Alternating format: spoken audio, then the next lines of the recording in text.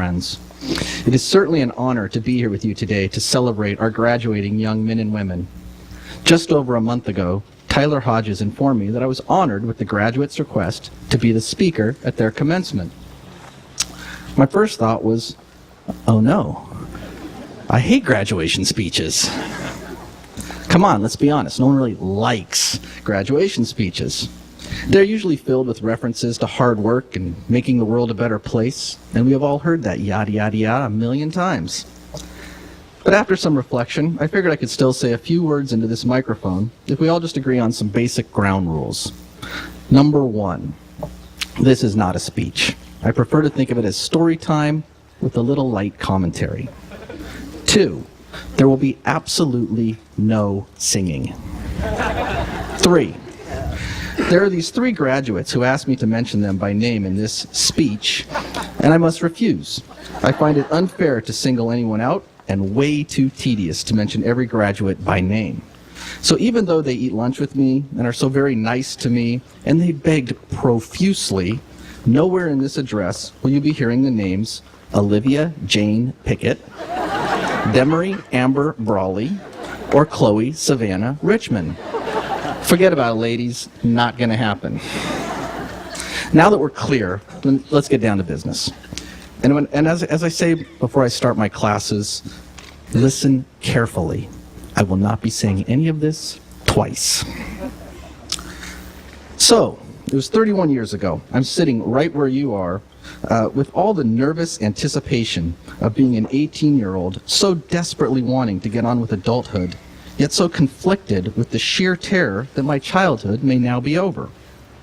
If I woke up this morning as a high school kid, who would I be tomorrow morning?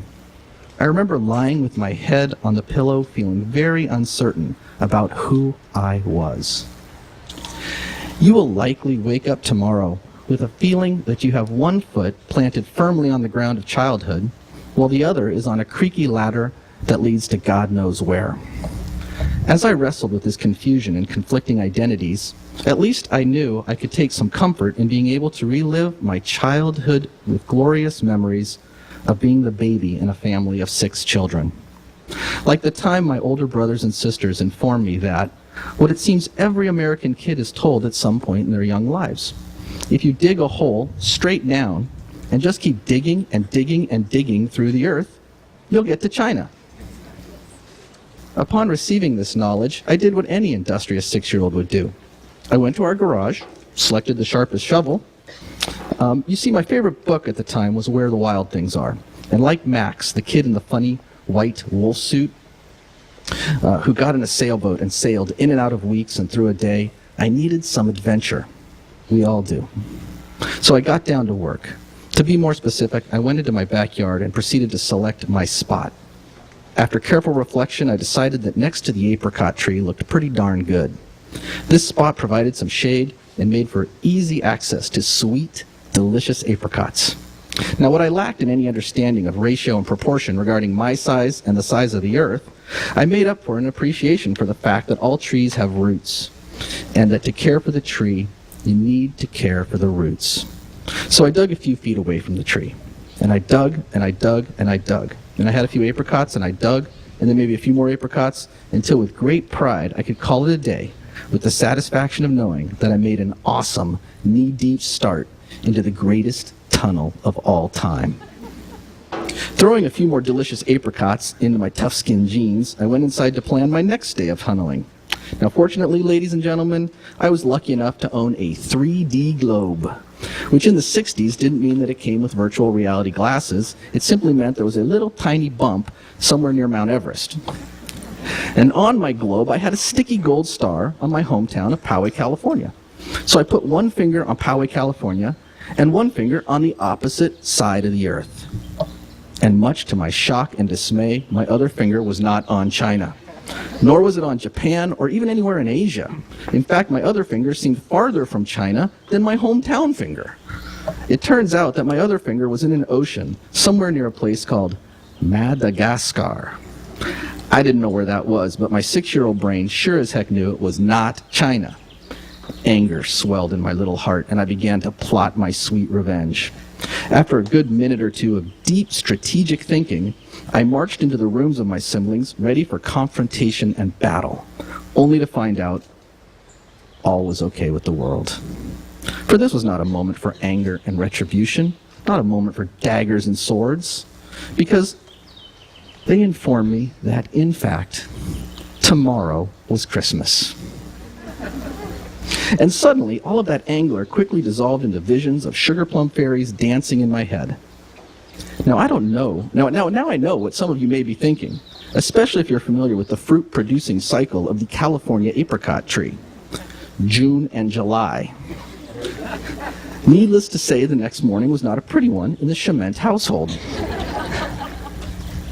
After some tears, some foot stomping, and maybe some forgiveness, I retreated to the backyard, woefully put the shovel back in the garage, and then went and had a few more wonderful apricots. No hole, no amazing tunnel, no Christmas tomorrow, but at least I still had an apricot tree and some magically delicious apricots. At this point, you're probably asking yourself, what this has to do with graduation? Well, A, it's killing some time with humor, which is always nice. And B, because whether you're 6 or 18 or 49, you're going to be digging a lot of holes in your life.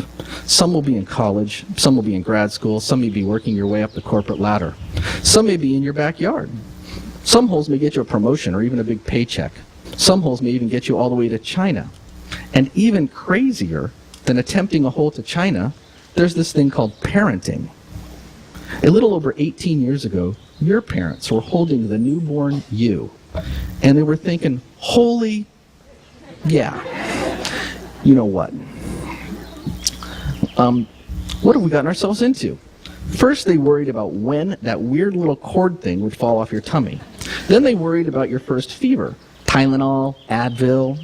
Then it was dropping you off at kindergarten, and then it was chauffeuring you around town for play dates and soccer practice. Would you end up eating your middle school lunches alone or with friends? Would you comprehend algebra?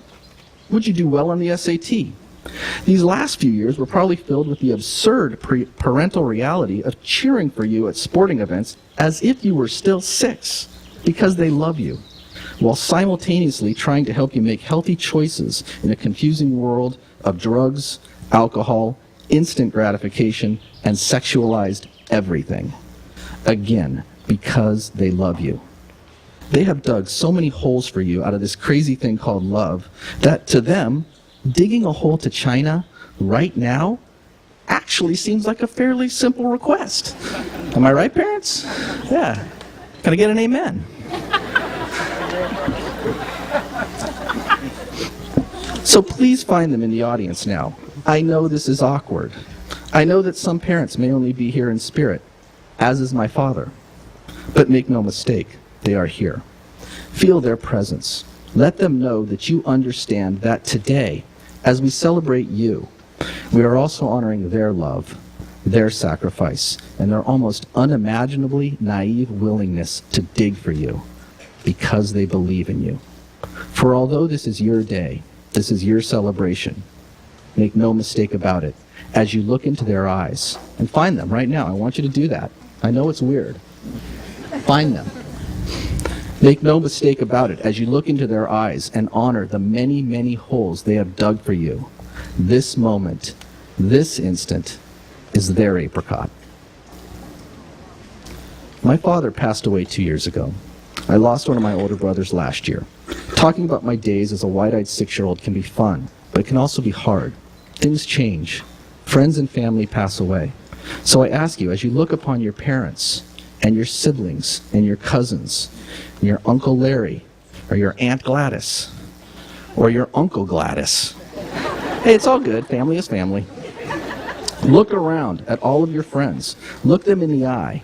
In an absurd culture where we post every little detail of our private lives online, we don't risk the vulnerability of looking into each other's eyes. So make eye contact. Actually connect, if only for an instant. Connect. Don't be afraid. This will likely be the last time we are all together. And look at your teachers. They've dug a few holes for you too. As you look upon your family, your friends, your classmates, your school, understand this is your apricot tree. Care for it. Never dig too close to the roots. And as corny as it sounds, love it. Tomorrow is not Christmas, boys and girls, men and women, but that's okay. For in my 49 years of wandering somewhat aimlessly, I've learned that it's not really Christmas that matters. It's the anticipation of Christmas that brings us the most joy. Think about it. It is the anticipation where the magic lies. And in your eyes, I can anticipate so much life, so much passion. I can easily anticipate how you will make the world a better place. But now as this silly word fest morphs into something that resembles a graduation speech, and trust me, no one is more disappointed than I am, let me just say thank you. I went into the field of education to affect the lives of people, to make their world a better place. But after years in the classroom, I realized I got the whole thing upside down. I don't need to inspire you to make the world a better place. You already have. You have affected me. Each fall, I throw down my rackety old drawbridge of a heart. I empty the moat, I stand down the guards, and I hope for the best. I want to thank you for having the courage to invade, to charge, march, stumble, bumble, run, dance, and prance, to force, crash, slapdash, and rumble your way in, and to stir things up a little bit while you've been in there. Tomorrow's not Christmas, boys and girls, men and women, and thank God for that. You have time to imagine, time to let dreams bounce around your brain without worrying where they're supposed to land. Time to affect your parents' lives, to affect your teachers' lives. Time to be there to support your friends. Time to dream. Time to plant a new apricot tree. And time to dig your own hole. Time to tell your family and friends that you love them. And time to anticipate a better world. Before I close, I want to leave you with 3 things. 1, when someone tells you to work hard and starts to task you with digging a hole to God knows where, do a little research first. Use the quantitative, analytic, spatial, and logic skills that you learned at Laguna Blanca. Put your fingers on both sides of the task and see if they line up. Look at the project in all directions. And if things don't line up, do not. I repeat, do not go put the shovel back in the garage. Your parents didn't bring you into this world and feed you and encourage you and send you to Laguna Blanca and do everything in their power to make you strong so that you would be a meek follower of others. And your teachers didn't teach you and challenge you and always demand the best from you so that you would be a mindless, instruction-following robot. We taught you and raised you to be leaders. And leaders do not go put the shovel back in the garage. The world is a messy place, and you'll be pushed and shoved into situations that you don't agree with. So if your fingers don't line up, whether it's logically or, more important, morally, if your fingers don't line up, do not put the shovel back in the garage. You are a Laguna Blanca owl. Put your chest out, your chin high, look them in the eye, and tell them where they should put the shovel. Number 2. Since we're all adults here now, I'm going to be honest with you about your pending adult lives. Brace yourself. As you enter adulthood, you're going to soon realize that every morning you're going to wake up a teeny, tiny, little bit less good looking than you were the day before. And the sooner you realize and accept that, the better off you'll be, and you'll save a lot of money on expensive creams. And your memory. That's going to probably fade too. Athletic prowess? Forget about it. Even the intellect may get a little fuzzy. I regret that I have to share this uncommencement address-like information with you, but there is some good news. There's one thing that not age nor anyone can take from you, and that is your ability to connect, to feel the joy, the fear, the sorrow, and the passion of others. As a doctor, as a teacher, as a lawyer, as an architect, will you conduct your life as an act? Will you conduct your life as an act of connected service or merely an act of financial gain? Open your heart. Let others walk in and out with no pretense but to understand and serve them. Do this in whatever your chosen field, and all of your homework scores, your test scores, your silly points that you meticulously collected on Blackboard, your degrees, and your awards will add up to something meaningful, the ability to connect. With this connection and compassion, we can all live together with, as the great poet and prophet Bob Marley once sang, one love, one heart. With one love, one heart, seek to understand. With one love, one heart, find compassion for all those who are struggling. And I'll let you in on a little secret. We're all struggling, some just with a better facade. With one love, one heart. Connect with the old, the injured, the afraid, and the forgotten. Tonight, when you put your head on that pillow, teetering on the edge between childhood and adulthood, and you realize that when you wake up tomorrow, you won't be a kid anymore. Or you realize that changes are coming your way and you'll be heading off to a place where no one knows your name. Or you realize tomorrow just isn't Christmas. Remember that our greatest strength, that your greatest strength, is the lifelong power to develop compassion and connection for others and for yourself.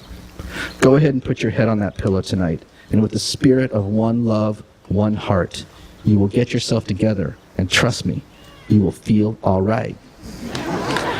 This leads me to number 3. My final thought. Sorry, this is going on. Whatever you do, make it an adventure. Each morning, I get in my little sailboat, and like Max in his wolf pajamas, I sail across the day and through half the night. I come to this strange island of Laguna Blanca, and for some reason, you guys put a crown on my head, and we pretend my whiteboard marker is a scepter. We prance around and swing from trees. Granted, they are mathematical trees of the intellect and the imagination, but they are our trees. And from the bottom of my heart, I want to say here's to Kyler, and Chloe Sunshine, and Mitzi and Hannah, Katie, Margaret, and Lindsay and Clara and Keon and Horrock and Colton and Lucy, whose name I did not say right after Margaret's, and Erica and Ian and Maya and Grace and Tristan and Molly, Conrad, Sammy, Hughes, Allie, Alexa, Michael, Alec, Dalton, Mogtater, V, Kaylee, Wolfie, Nadia, Quentin, Dr. Puzder, Kimberly, Ben, and Daniel. Did I forget anyone? Oh yeah. Here's to Pickett, Brawley, and Richmond. From the bottom of this very old 6-year-old's heart, to all of you, thank you for being my wild things. I love you. You will be missed.